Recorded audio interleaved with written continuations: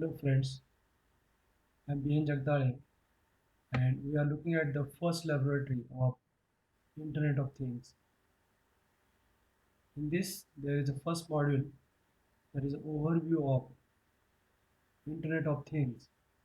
So here is a presentation of this first unit and the diagram is quite clear. It's showing the system of IoT. But before we go for or before we understand the details of this diagram, let's understand what is the historical perspective of the IoT. If you look back 2 or 3 decades back, uh, the question is arises whether the IoT was there or not. So answer is very simple. IoT was there, but the form was different.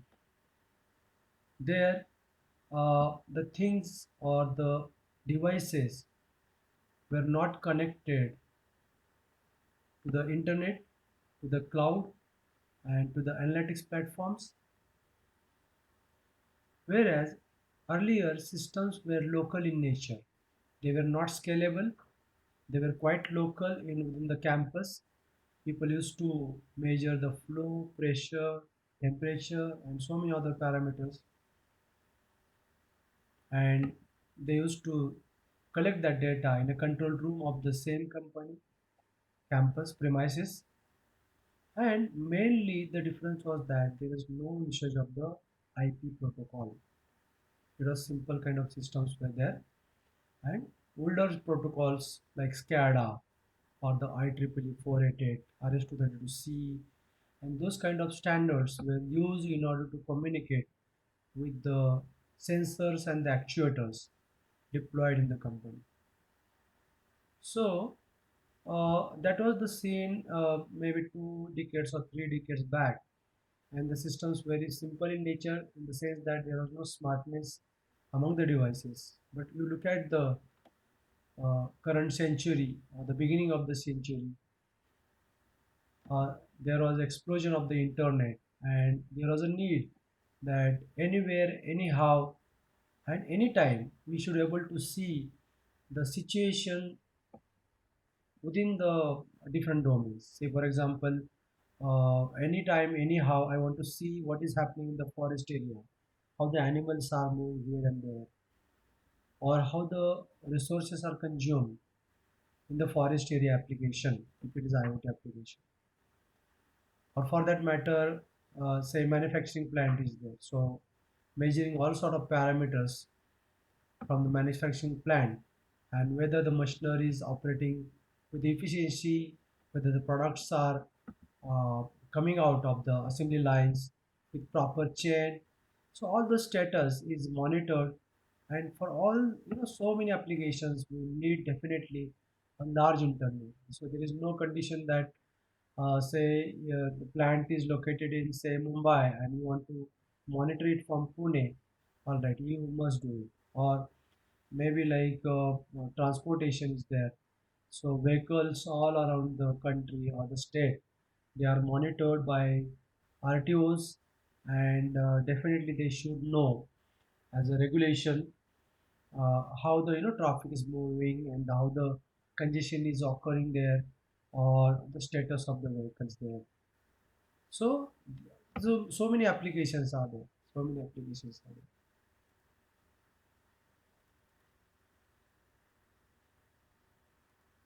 Now let's go ahead and look at this particular slide first and find that when you are designing or the IoT applications, so many issues are there. Of course, as a part of this laboratory, only in the first module, because this is a laboratory one, module one, where we are trying to understand the IoT theoretical aspects. So, energy management, connectivity, the security in the IoT is the prime, then scalability, addressing that how the things are addressed, because nowadays all the things like washing machine, fan, and the home appliances, for that matter doors or windows, you can imagine everything is a kind of thing, and we are trying to make the things smart by connecting them with the network and then to the cloud and then for the analytics, and then we are of course taking decisions based on analytic decisions. uh, Say for example, if there is a more temperature, maybe like our automatic decision is that increase the AC and the cooling effect, or maybe increase the fan speed. So many examples can be taken. So data overload, accuracy, then reliability, IoT management is required, standardization. So maybe like here and the security in the IoT and standardization, they are the prime issues. That's what the world community has focused. But you should be, like thinking around all these parameters whenever it's like you are designing very huge systems. So let's come back to this particular diagram where how the things are happening. I mean, IoT itself is a kind of a life cycle. I mean, it has got the cycle, or in fact, not only cycle, it has got the different stages also. And finally, the controlling part, it comes back to cycle. So let's see, okay, this side, there are the devices. So this area, typically in the environment, if it is a home application, if it is an environmental application, if it is a transportation application, or it's a healthcare, manufacturing. So these sensors will be there. For example, in a hospital, typically this sensor is say measuring ECG. This sensor is maybe measuring the pulse rate of the patient, and I know different kind of devices are measuring different parameters of the patient. And then through the gateway, this is what the IoT gateway. Maybe sometimes there's a smart router is there, Wi-Fi router is there. So through that, this data will be channeled to the network to the cloud system. See here, this is what the cloud gateway, and it is moving toward the cloud system, and this is again a part of cloud. So right from sensing, because there will be sensors and actuators at this side, then there are gateways or the IoT hubs will be there. Through that, through some networks, local network, that will reach to the campus parameter, campus perimeter, and then from the campus perimeter, the things will or the data will enter into the internet, and then finally this is the large network. Through that, data will go to the storage system. That's what cloud system. That means here you can imagine there is a networking also plays very important role actually. And finally, once the data is residing in the storage and the cloud system, say all these data collected from the hospital and from maybe multiple patients, here you can take certain decisions. Doctor will be, looking at this particular through interfaces at this data, but they don't have to execute the code. Of course, smart programs will be there, which will show the visualizations or the decisions or the basically some output to the doctors, and then basically again system will come back and they will try to control the patients in some way or by giving the medicines. Of course medicines may be automatic or maybe manual also, but some sort of signaling will be there. That's why I'm calling it as a cycle. So in one way it is stages of the like how the information is generated from the real world and how it is going through the communication system and how it is landing into the cloud system, and there onwards say in machine learning system that thing is entering. So it is very important to understand the IoT life cycle where multiple technologies are involved. Say here the electronics and the electrical technologies, communication technologies are there. Uh, then basically after communication there is a cloud technologies are there. In the cloud, after cloud technologies there is a machine learning, big data technologies. They are also available, and with the help of all these technologies, IoT system are running there. All right. So let's move ahead and then define the IoT. It is simply a network of interconnected objects able to collect and exchange the data. So things, basically, like I told you that fan can be a thing, or door can be a thing, or your latch can be a thing, your oven can be a thing. So these devices will keep on sending some data, and basically we can measure the smartness. So freeze is the thing, the typical thing. So inside there will be actuators and sensors will be there that will keep telling the system that some trays are empty into the say in the fridge, and then we can certainly order, or even the system will order directly the things which are required to be filled in the fridge, and the things will come, and then basically in the actual procurement, and it will be put into the fridge. So this way, the smartness of all the things are improved. Many examples can be given there. And okay, let's move ahead. What is the terminology? You know, say there are sensors, there are actuators, say stepper motor, or say basically the things which are acting as output. They are the actuators. Sensors are the otherwise, like they help you to sense the environmental or real entities and bring it to the digital form. So, for example, temperature in the environment. So there is a temperature sensor, and it will read the temperature, and it will get into the degree or Celsius or Fahrenheit, and the system will record it continuously to take the decisions. Then industrial Internet of Things. That's what in manufacturing thing industry that is happening. Internet of Everything is also, this term has been come into existence these days. IoT clouds are there, Amazon, IBM, or Google. So many cloud systems are there. Azure is there, Microsoft Azure, and there are gateways also there, like where, because you cannot have full-fledged devices, very tiny devices are there. Then we need to have a cluster, and then that clusters of the things can be connected to the gateways. So typically in your house, for all appliances, your Wi-Fi can be a gateway. For example, similarly in the forest area, maybe like for 100 animals, there can be a gateway, like, and then some sensors will be around the neck of these animals tied, and those IoT devices or the sensors will connect to the nearest gateway. And after gateway, there will be a network. So first local area network, and then wide area network will come in picture. Of course, I told you that earlier IoT devices, they were not having any kind of IP address. That means distance was a really problem in earlier systems. But now, because of the IPv4 these days, and maybe tomorrow IPv6, that will learn into the computer network subject.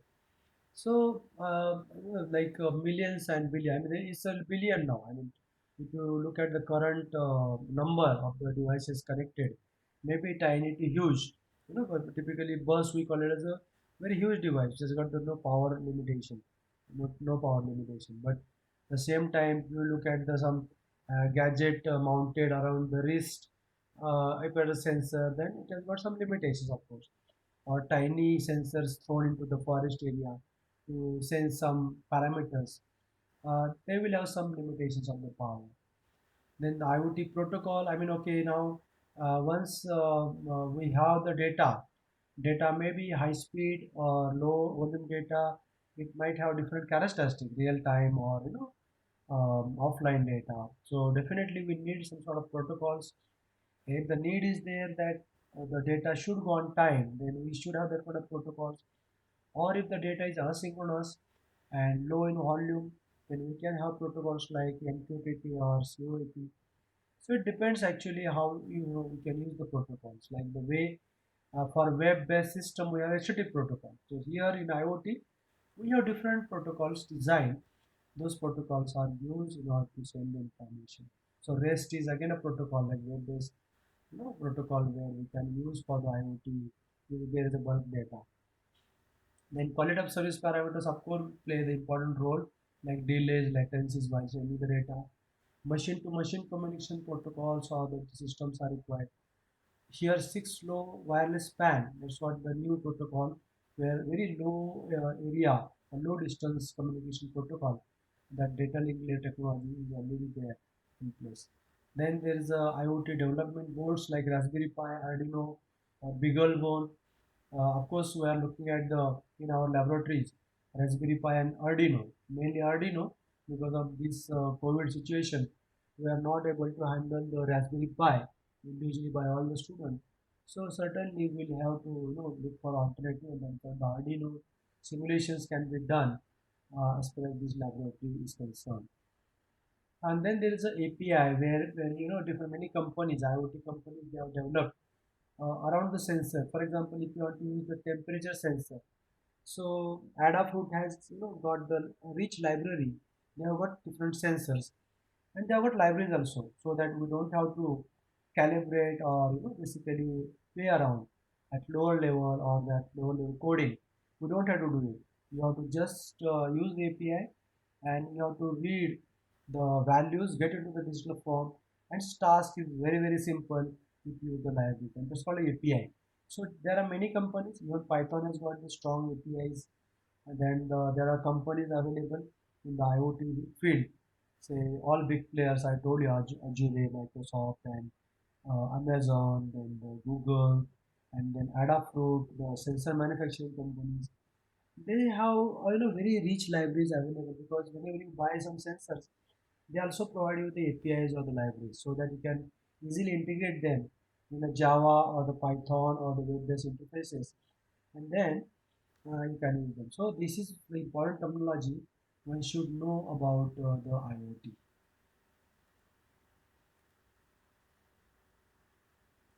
All right, let's move ahead. Now, this is what the next slide, where these are the sensors or the actuator this side.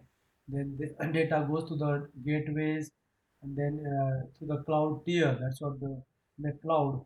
There will be networking, and there will be systems will be there on the other end, and in between there will be networking, and finally there will be application tier, whereby you can visualize or basically you can have interfaces in terms of mobile phones or notepads or basically tablets or basically on the of course the electronic gadgets. You can use it on this side where people will be having interface. These different diagrams are there. This is alternative diagram of how the this is the data generation, then communicator, then data management, processing, and data interpretation. So this way, say there is a IoT technologies, communication technologies, and the Hadoop system. If the data is bulky, then finally applications will be playing or drawing the data from the Hadoop system. And then there is a one more version of the basically just to understand. So again, left side you'll find that some sensors, actuators are there. Again, gateways are there, and of course through the wide area network, secure, of course, because you can use the secure protocols, and then definitely data will move to the cloud system, data processing, web servers, and finally, once the data is here, again the other side there will be an entity like laptops or the systems which will take the decisions on this data. This data. So this is the data, and we will apply the analytics, and there will be interfaces which will take the decision. And again there will be a closed loop system. I mean, if required, again decisions will go to this particular actuators and sensor. Sometimes yes, sometimes no, because sometimes it is just monitoring, and decisions will be taken here only and used here only. Again, this is another kind of version there with things. Sensors, processing, and communication. Okay, this is an important aspect, because sometimes we may process the data in the client itself. That's what. Say for example, I am reading all so many temperature samples, but I may not need to send all temperature samples to the cloud system. Why? Because maybe few samples are enough to take the decision. So in that case, I may just drop some of the samples or useful samples which will go there. So similarly in hospital, if there are so many samples are available from the patient record, so it's not may not be required that all samples are required by the cloud system or the end system to take the decision. So here we can do some sort of processing that may be sometimes simple, or maybe sometimes it is very advanced processing, whereby you can filter the data which is going to the cloud system and to the big basically enterprise system. This data goes, and there the decisions are taken at the other side. Okay, and this is a continuous process, because data generated by the IoT, say like time to time. I mean, you get today's data, tomorrow's data, and so on. Like data will be basically sent to this cloud system. So local area network first, then the internet, and finally it will go to the backend system, storage system. From there, the data after processing will come to the this visualization computers. So this is the Amazon IoT. I mean, they have their own, basic IoT, but mostly the logically the things are same. Only some terminology or some products which are from the Amazon, they are different. and they have what basically kind of processing system, different components they are added there, and this we can connect the IoT devices with the virtual device or the IoT hub in the Amazon services. So we don't have to maintain, because it's a cloud system. So all that storage, processing, and the visualization, analytics, machine, it's all free actually. Only you have to manage the client, sensing part there and networking part there actually. So rest of the reliability and processing, analytics and decision making, they're all handled by the Amazon. Of course, you have to pay for that. These services are not free. If you don't want to give that money for the IoT applications, then of course we should have your own servers in a cloud, and then basically you can acquire the data and you can process the data in the cloud system. So let's move ahead, and this again example given by the this for Amazon. This how the transportation data is lodged into the this S3 storage and is used for the decision making for the typical condition control of the vehicles and all. And okay, these are the platform like I told you, Microsoft, Amazon, IBM, Google. These are big players as far as the IoT is concerned. We are carrying out one experiment with the ThinkSpeak IoT platform, and this what I will demonstrate with how the data will log or lodge into the basically cloud system. All right, and this diagram you already seen it. So we are almost closing this particular IoT general theory. So that's it. I mean, IoT typically it is a system whereby things, like actuators and sensors, they collect the data from the environment, physical environment, and data will be first be connected by local and units. That's what the microcontroller units or the Raspberry Pi or Arduino kind of devices. There onwards, it will move to the gateways, and then there onwards it will enter into the WAN area, and then basically to the storage area cloud system, and finally machine learning and analytics will happen. And if required, again the decisions will come back to the real environment or the environment from where the data has started its journey. There's some controlling part can be basically actuated with the help of actuators. Okay, so let us stop this particular module of laboratory 1, that is IoT basics. Thank you.